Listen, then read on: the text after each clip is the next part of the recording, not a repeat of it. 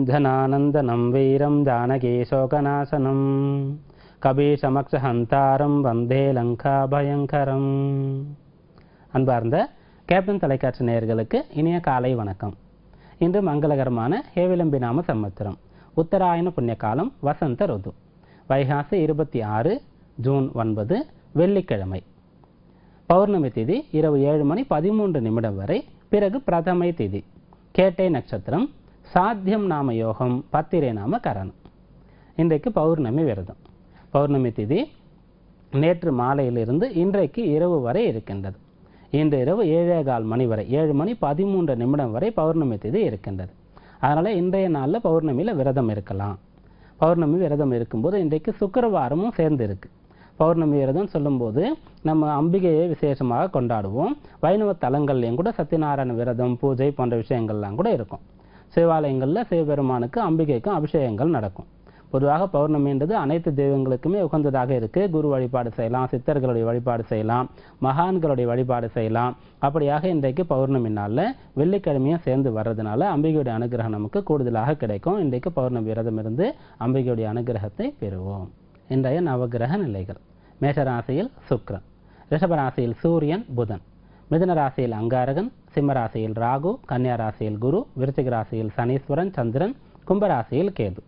விருச்சிக ராசியில் இருக்கும் சந்திரன் இன்றைக்கு பின்னிரவு நாளை அதிகாலை 5:46 தனுர் ராசிக்கு பிரவேசம் ஆகின்றார். இன்றைய தினபலன்: மேஷராசி அன்பர்களே, ராசிக்கு 8ஆம் இடத்துல சந்திரன் இருக்காரு. சந்திராஷ்டமம் தொடர்றது. இன்னைக்கு உங்களுக்கு சந்திராஷ்டமம் இருக்கு. மேலும் அந்த சந்திரன் சனியோடு சேர்ந்து இருக்காரு. இருந்தாலும் புதனுடைய சாரம் கிடைக்கிறது. புத்திமான் பலவான் அப்படின்னு சொல்லுவாங்க. அப்படியாக இன்றைக்கு நீங்கள் புத்தியை நம்பணும். எந்த விஷயமாக இருந்தாலும் தெளிவாக இருக்க முயற்சிக்கணும். தெரியலன்னு சொல்லக்கூடிய விஷயங்களை ஒத்துக்கொள்ளணும். பெரியவர்களிடத்தில் கேட்டு தெரிந்து கொள்ளணும். அனுபவஸ்தருடைய துணையை இன்றைக்கு நீங்கள் பெறணும். இன்றைய நாளுடைய காரியங்கள் மொத்தத்தையுமே திட்டமிட்டு பிறகு செய்யணும். எதை செய்தாலும் முழு மனதோடு இருக்கணும். புதனுடைய சாரத்தை சந்திரன் பெற்றிருக்காரு. புதன் புத்திகாரகன். இருந்தாலும் புதனும் உங்களுக்கு சாதகமான கிரகம் கிடையாது. ருணரோக சத்துருஸ்தான அதிபதி தான் உங்களுடைய மேஷ ராசிக்கு புதன். அதனால் முடிந்த அளவிற்கு இன்றைக்கு அறிவுபூர்வமாக காரியங்களை திட்டமிட்டு முழு மனதோடு நீங்கள் செய்யும்போது எந்த ஒரு பிரச்சனையும் நேராது. பயனுள்ள நாளாக இந்த நாள் அமையும். ரிஷபராசி அன்பர்களே, ராசிக்கு 7ஆம் இடத்துல சந்திரன் இருக்காரு. சந்திரன் சனியுடைய சேர்க்கை, புதனுடைய சாரம் சந்திரனுக்கு. இந்த கிரகங்கள் அனைத்துமே உங்களுக்கு சாதகமான நற்பலன்களை செய்யக்கூடிய கிரகங்களாக இருக்கு. புதனும் சனியும் உங்களுடைய ராசிக்கு திரிகோணாதிபதிகள். சந்திரன் முயற்சி ஸ்தானத்திற்கு அதிபதி. சனியோடு சேர்ந்து ராசியை பார்க்கிறாரு. வைராக்கியம் இருக்கும், உறுதி இருக்கும். கொண்ட கொள்கையில உறுதியாக இருப்பீங்க, நேர்மையாக நடப்பீங்க. அநீதியான நேர்மைக்கு புறம்பான வழியில் வரக்கூடிய ஆதாயங்கள் எதையும் இன்றைக்கு நீங்க எடுத்துக்கொள்ள மாட்டீங்க. அப்படியாக பெருந்தன்மையாக இன்றைக்கு இருப்பீங்க. அதனால அனைவரிடத்திலும் உங்களுக்கு நற்பெயரும் புகழும் கிடைக்கக்கூடிய நாளாக இந்த நாள் அமையும்.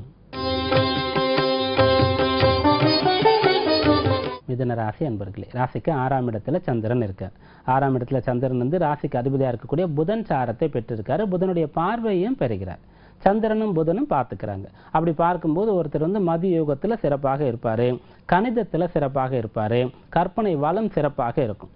எதையும் சரியாக புரிந்து கொள்ள முடியும்.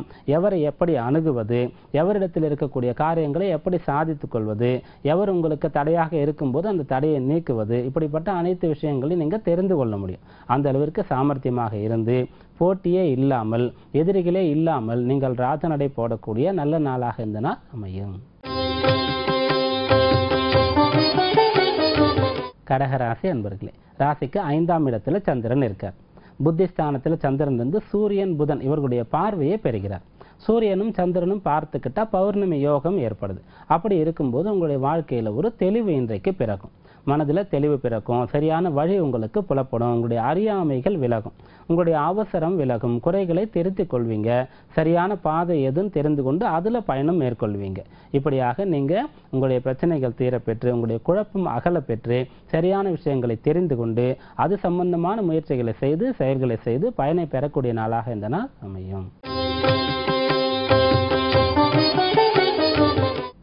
சிம்ம ராசி அன்பர்களே, ராசிக்கு 4ஆம் இடத்துல சந்திரன் இருக்கார். 4ஆம் இடத்துல சந்திரனும் சனியும் சேர்ந்திருந்து சூரியன் புதனுடைய பார்வையை பெறுகிறார்கள். சந்திரன் புதனுடைய சாரத்தையும் பெற்றிருக்கார். 4ஆம் இடத்தை முன்னேற்ற ஸ்தானம் சொல்லலாம், கல்வி ஸ்தானம்னு சொல்லலாம். கல்வியில் உங்களுக்கு முன்னேற்றம் கிடைக்கும். அதே போன்று உத்தியோகத்தில் இருக்கக்கூடியவர்கள் உத்தியோகம் துறை சார்ந்த அறிவை இப்போது வளர்த்து கொள்ள முயற்சிப்பீங்க. உத்தியோகம் முடிந்து வயோதிக காலத்தில் இருக்கக்கூடியவர்கள் 4ஆம் இடத்துல சனி சந்திரன் இருந்து புதன் சாரம் கிடைக்கும்போது பிள்ளைகளையும் பேர பிள்ளைகளையும் சரியாக வழிநடத்துவீங்க. அவர்களுக்கு நல்ல விஷயங்களை சொல்லிக் கொடுப்பீங்க. உங்களுடைய அனுபவத்தை கொண்டு உற்றவர்களுக்கு நல்ல விஷயங்களை சொல்லிக் கொடுத்து அவர்களை முன்னுக்கு கொண்டு வருவதற்கு முயற்சி செய்வீங்க. அந்த முயற்சியும் கூட பலிதமாகக்கூடிய நாளாக இந்த நாள் அமையும். கன்னியா ராசி அன்பர்களே, ராசிக்கு 3ஆம் இடத்துல சந்திரன் இருக்கார். முயற்சி ஸ்தானத்துல சந்திரன் சனியோடு சேர்ந்து இருக்கார். புதன் சாரம் கிடைக்குது. புதன் ராசிக்கு அதிபதி. ராசிக்கு 9ஆம் இடத்துல சூரியனோடு சேர்ந்து இருக்காரு. சந்திரனை பார்க்கிறார். அதில் சிறிய பிரயாணங்கள் செய்யக்கூடிய அமைப்பு இருக்கும். தடைப்பட்ட காரியங்கள் நிவர்த்தி ஆகும். இருக்கக்கூடிய இடத்திலிருந்து வேறு இடத்திற்கு சென்று சாதிக்கக்கூடிய அமைப்பு கூட சிலருக்கு உருவாகும். உங்களுடைய திறமைகளை எப்படியாவது வெளிப்படுத்துவதற்கு இன்றைக்கு வாய்ப்பு கிடைக்கும். கலை சம்பந்தப்பட்ட விஷயங்கள்ல ஆர்வங்கள் அதிகமாகும். விளையாட்டு துறைகளில் போட்டிகளில் கலந்து கொள்ளக்கூடிய வாய்ப்பு கிடைக்கும். எப்படியாவது நீங்கள் பிரபலம் அடையக்கூடிய ஒரு யோகம் உங்களுக்கு கிடைக்கும். உங்களுடைய தனித்திறமைகளை வளர்த்து கொள்ள, அதை வெளிப்படுத்தி அதன் மூலமாக பதவிகளை பெற, அதன் மூலமாக பரிசு சலுகைகளை பெறக்கூடிய வாய்ப்பு அனைத்தும் உங்களை வந்து சேரும். சிறந்த நாளாக இந்த நாள் அமையும். துலா ராசி என்பர்களே, ராசிக்கு 2ஆம் இடத்துல சந்திரன் இருக்கார். 2ஆம் இடத்துல சந்திரனும் சனியும் சேர்ந்து புதனுடைய சாரம் கிடைக்கிறது. வருமானம் சிறப்பாக இருக்கும். பொதுவாக இது 7.5 சனி காலம் சொன்னாலும் 7.5 சனியுடைய முடிவாக இருக்கு. அதனால உங்களுக்கு அனைத்தும் கிடைக்கும். நல்ல அனுபவம் ஏற்பட்டு நிறைய செலவுகளை செய்து ஆரோக்கிய குறைபாடுகள் அனைத்தும் தீர்த்து கொண்டு இப்போது நீங்க ஒரு நல்ல நிலையில இருப்பீங்க. சம்பாத்தியம் செய்யக்கூடிய அமைப்பு, சம்பாத்தியம் அதிகமாக செய்து செல்வந்தராக இருக்கக்கூடியவர்கள் உங்களுக்கு என்ன தேவையோ அந்த விஷயங்கள் கிடைக்க பெறுவீங்க. குடும்ப நபர்களுக்கு நல்ல விஷயங்கள் நடக்கும். உங்களுடைய ஆசைகள், உங்களுடைய பிரார்த்தனைகள், வேண்டுதல்கள் பூர்த்தி ஆகக்கூடிய நாளாக இந்த நாள் அமையும். விருச்சிக ராசி அன்பர்களே, ராசியில சந்திரன் இருக்கார். ராசியில சந்திரன் பாக்யஸ்தான அதிபதி வந்து அமர்ந்திருக்காரு. இருந்தாலும் அவர் நீச்சமாகிறார். அப்படி நீச்சமானாலும் கூட சூரியனுடைய பார்வையை பெறுகிறார். குருவுடைய பார்வையை பெற்ற கிரகம் பலம் இழந்து இருந்தாலும் பலம் பெறும். அதுபோன்று சூரியனுடைய பார்வையை பெறக்கூடிய கிரகம் கூட சக்தியை பெறும்னு எடுத்துக்கலாம். ஏன்னா சூரியன் தான் அனைத்து கிரகங்களுக்கும் சக்தியை கொடுக்கிறாரு. சூரியனுடைய ஒரு அமைப்பினால தான் அனைத்து கிரகங்களும் இயங்கி கொண்டிருக்கு. சூரியனுடைய ஈர்ப்பு விசையினால தான் அனைத்து கிரகங்களையும் சுழன்று கொண்டிருக்கு. அதனால சந்திரன் நீச்சமடைந்து இருந்தாலும் சூரியனுடைய பார்வை அவருக்கு கிடைக்கிறதுனால இப்போது உங்களுக்கு அனைத்து விஷயங்களும் சரியாக செய்ய முடியும். உங்களிடத்தில் இருக்கக்கூடிய குறைகளை, கஷ்டங்களை, பிரச்சனைகளை தீர்த்து கொள்ள முடியும். பெரியவர்கள், தந்தை, குறிப்பாக ஆசிரியர், தந்தை, குரு இவர்கள் உங்களுக்கு உதவுவார்கள். அரசாங்க ரீதியான சலுகைகளை கூட இப்ப நீங்கள் எதிர்பார்க்கலாம். தண்டனை பெற்று இருந்தாலும் கூட, ஏதாவது நீங்கள் செய்யாத தவறுக்கு அவப்பெயர் இழுக்கு ஏற்பட்டிருந்தாலும் கூட அதெல்லாம் இன்றைக்கு சரியாகும். அப்படியாக ஒரு விடுதலை கிடைத்து சுதந்திர உணர்வு கிடைக்கக்கூடிய நல்ல நாளாக இந்த நாள் உங்களுக்கு அமையும். தனுர் ராசி அன்பர்களே, ராசிக்கு 12ஆம் இடத்துல சந்திரன் இருக்கார். 12ல சந்திரன் விரயஸ்தானத்தில் விரய சனியோடு சேர்ந்து இருக்கார். புதன் சாரத்தை பெற்றிருக்கார். புதன் 7, 10க்கு அதிபதி. வேலையில மிக கவனமாக இருக்கணும். தவறுகளை செய்யக்கூடாது. ஒரு கவனக்குறைவு, அலட்சியம் இருக்கக்கூடாது. பொதுவாக தவறுகளை யாரும் தெரிந்து செய்வது கிடையாது. தெரியாத வேலைகளை செய்யும்போது தவறு நேரம், அது பரவாயில்லை. தெரிந்த வேலைகளை செய்யும்போது தவறு நேரக்கூடாது. அதற்கு காரணம் கவனக்குறைவு, அலட்சியம். அது இல்லாமல் பார்த்து கொள்ளணும். வாழ்க்கை துணையிடத்துல விட்டு கொடுத்து போகணும். நண்பர்களிடத்துல நல்ல உறவை இப்போது பேணணும். அப்படி செய்யும்போது இந்த நாள் உங்களுக்கு சாதகமான நாளாக அமையும்.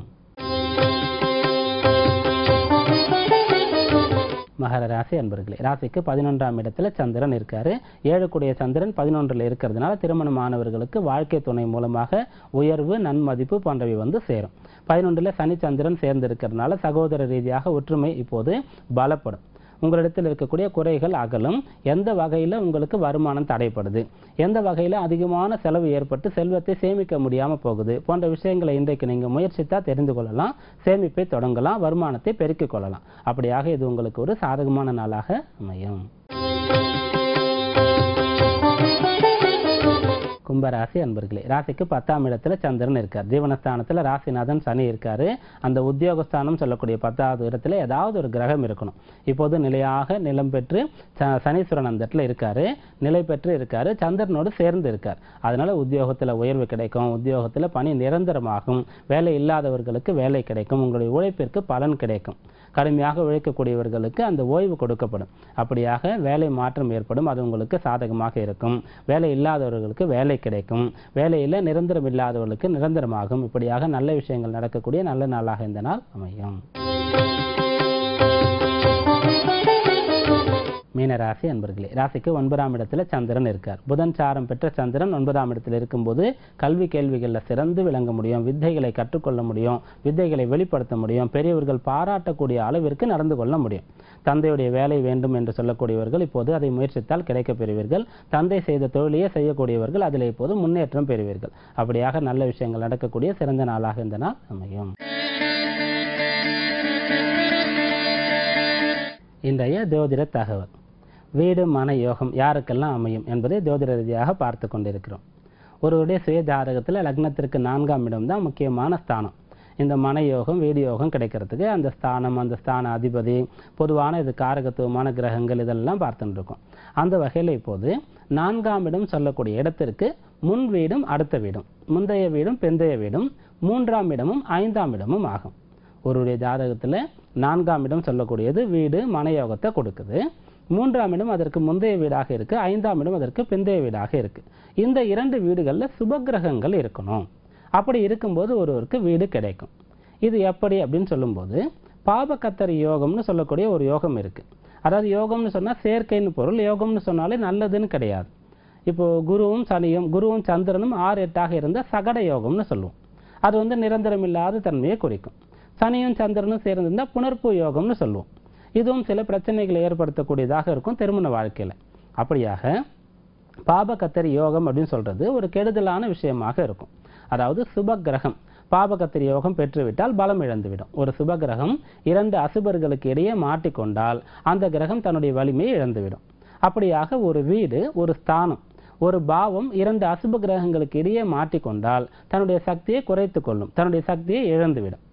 அப்படி பார்க்கும்போது 4ஆம் இடத்திற்கு முன்ன பின்ன, முந்தைய பிந்தைய வீடுகளில் சுபகிரகங்கள் இருக்கும்போது அந்த வீடு பலம் பெறும்னு எடுத்துக்கலாம். 2 அசுப கிரகங்களுக்கு இடையே இருக்கக்கூடியது பலம் இழக்கும்னு சொல்லும்போது 2 சுபகிரகங்களுக்கு இடையே இருக்கக்கூடிய வீடு, இடையே இருக்கக்கூடிய கிரகம் பலம் பெறும். அப்படியாக ஒருவருக்கு வீடுமான யோகம் வேணும்னு சொன்னால் அவருடைய சுய ஜாதகத்தில் லக்னத்திற்கு முந்தைய வீடும், லக்னத்திற்கு 4ஆம் இடத்திற்கு முந்தைய வீட்டையும் பிந்தைய வீட்டையும் பார்த்து 2லையுமே சுபகிரகங்கள் இருந்ததுன்னு சொன்னால் அவருக்கு கட்டாயமாக வீடுமான யோகம் உண்டாகும். இப்போ வீடுமான யோகம் உண்டாகிறதுக்கு என்னென்னலாம் ஒரு காரணம் இருக்கும், என்னெல்லாம் வழிவகை, கிரக நிலைகள் இதெல்லாம் பார்த்தோம். அடுத்ததாக இந்த வீடுமான யோகம் கிடைக்கிறதுக்கு வேற ஜோதிட ரீதியாக உள்ள காரணங்கள் என்னென்ன தொடர்ந்து தினந்தோறும் ஜோதிட தகவலை பார்க்கலாம். இன்றைய தினபலன் ஜோதிட தகவலை பார்த்தோம். மீண்டும் நாளை சந்திப்போம். நன்றி, வணக்கம். இன்றைய தினபலன் ஜோதிட தகவலை பார்த்தோம். மீண்டும் நாளை சந்திப்போம். நன்றி.